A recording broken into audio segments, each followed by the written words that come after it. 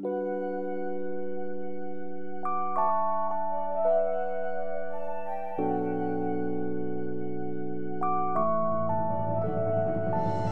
guys, welcome back. Today we're taking a look at shaper sheets from Woodland Scenics and how you can actually use those to make land formations on your layout. So with that said, let's take a quick look at my tutorial on how to build those land formations with shaper sheets, and then we'll move on to my final thoughts. Alright, so just to show you where we are on the layout, we are on the corner here of the layout. It's the back corner where the roundhouse is.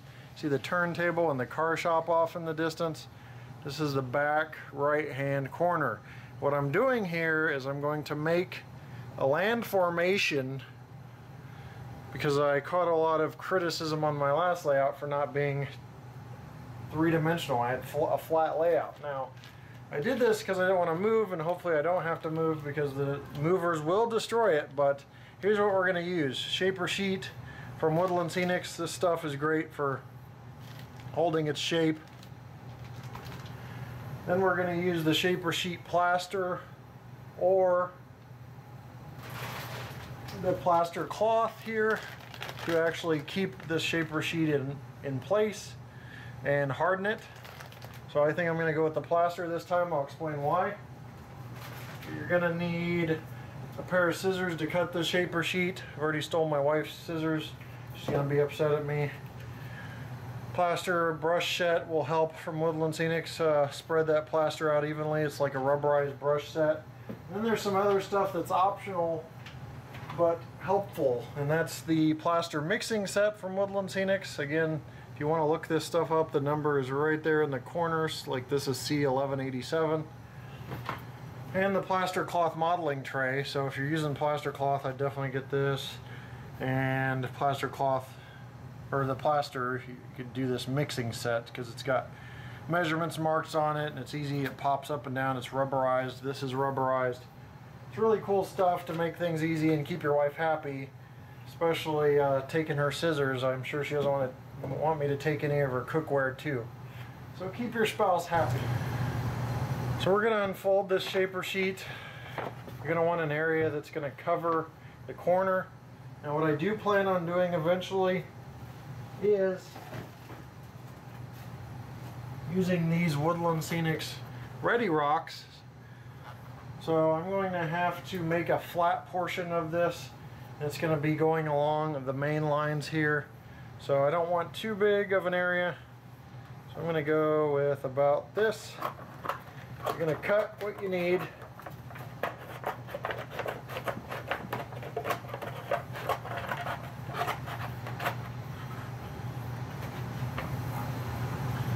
Give you a pretty generous helping of this stuff. So this is going to be my corner area here where this landmass is going to be. Then you just start getting creative and bending the landmass any way you want it. So wrinkles, crinkles, dips, whatever the case is. Obviously you're going to want something that doesn't look too natural. Like I mentioned, I want a flat side, so I'm going to go ahead and make this cliff area here. I'm going to bend, actually make a 90-degree bend, which I will smooth out later so it's not so unnatural looking, but this will kind of be where the rock face goes. And then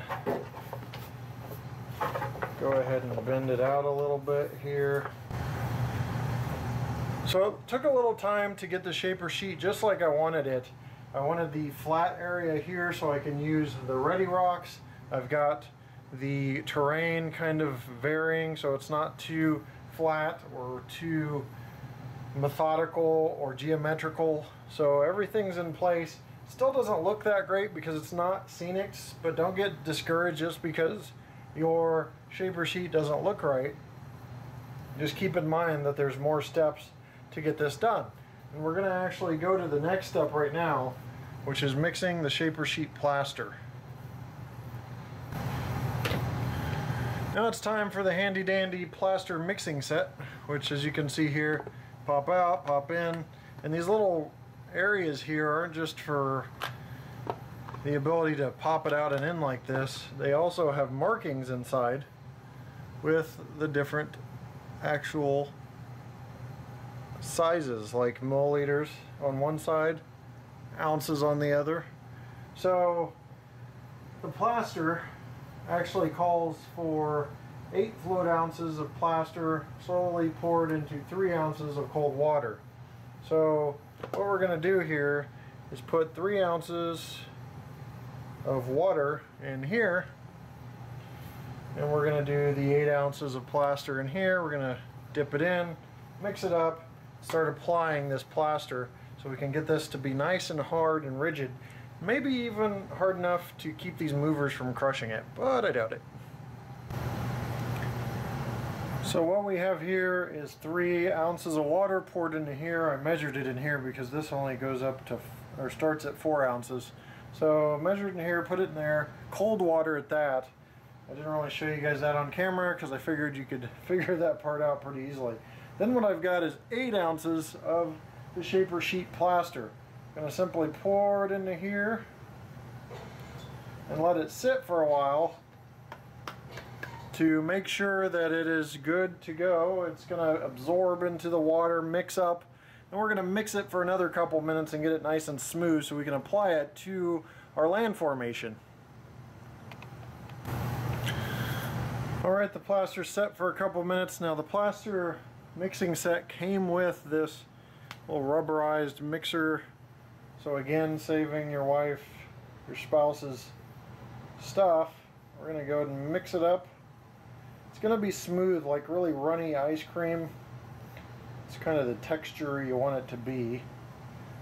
But you know, you'll be able to see water run over the area and kind of separate from the mix. So you just want to keep going until that's down to a minimum. If it's too runny, you can add extra plaster.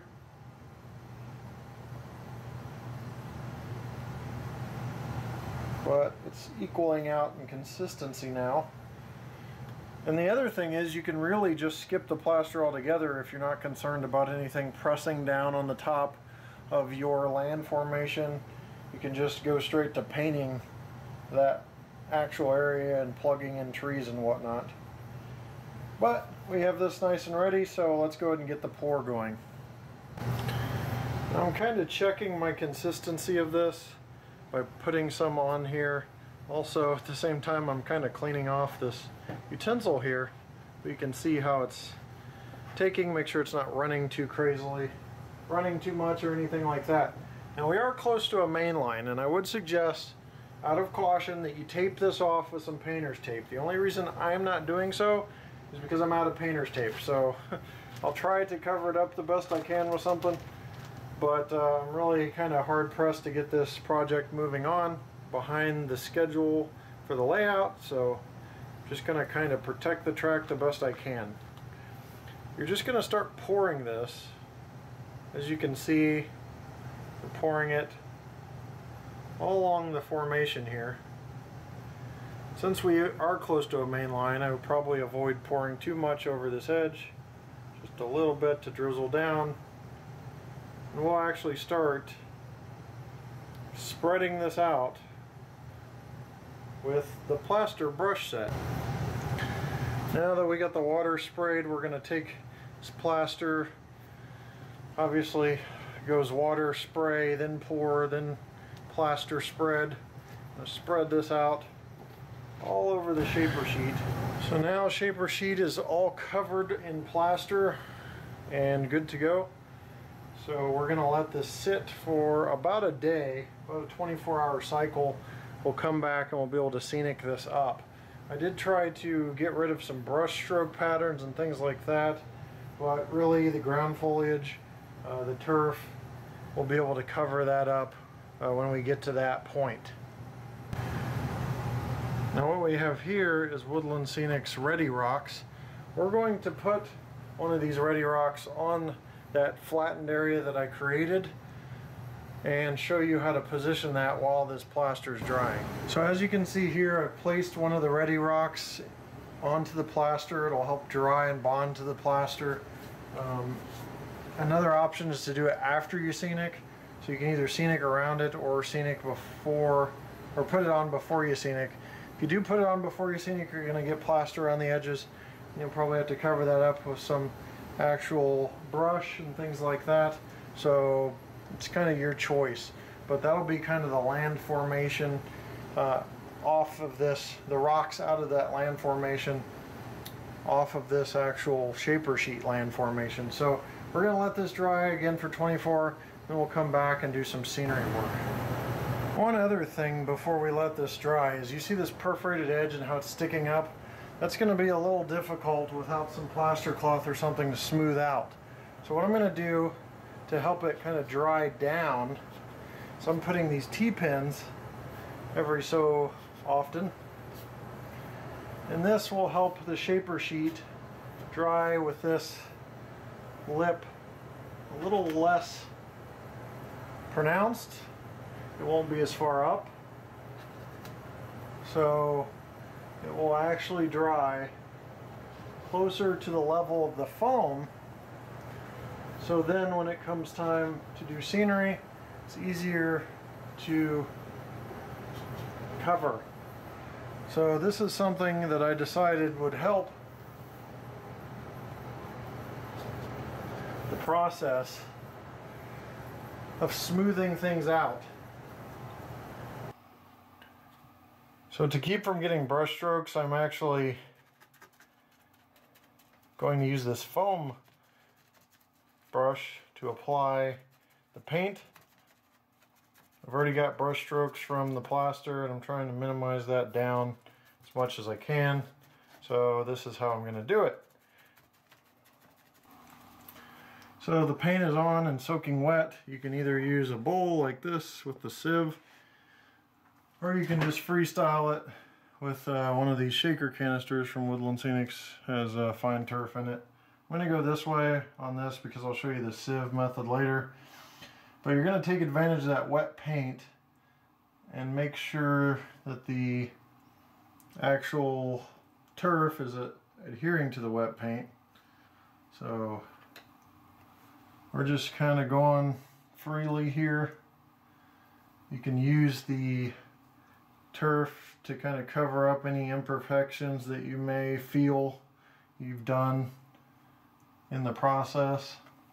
I'll take a little bit of black here, mix it in because the black isn't as obvious.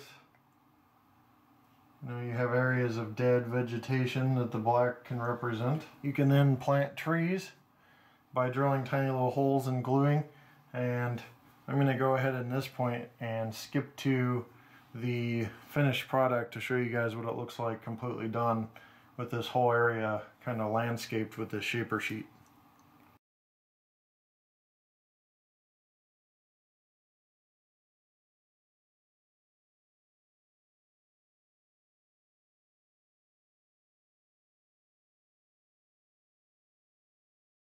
Well guys, that wraps up our video on making land formations on your layout. The how-to series continues with more scenery. Hope you enjoyed it. I really had fun with the shaper sheets. Easy to use, easy to scenic, and get them rock hard so you can have some nice land formations. The other option really with land formations is just the old foam here like we use on the layout to build up land formations. It's kind of not as realistic looking, but I really enjoyed the shaper sheets and how you can make realistic looking areas on your layout. And then the ready rocks, like what I put on the shaper sheet, are nice and easy to mount to those shaper sheets, so they look nice no matter how you do it. It's pretty easy. Well guys, that wraps it up. Thanks for watching, and we'll see you next time right here on my channel. Take care.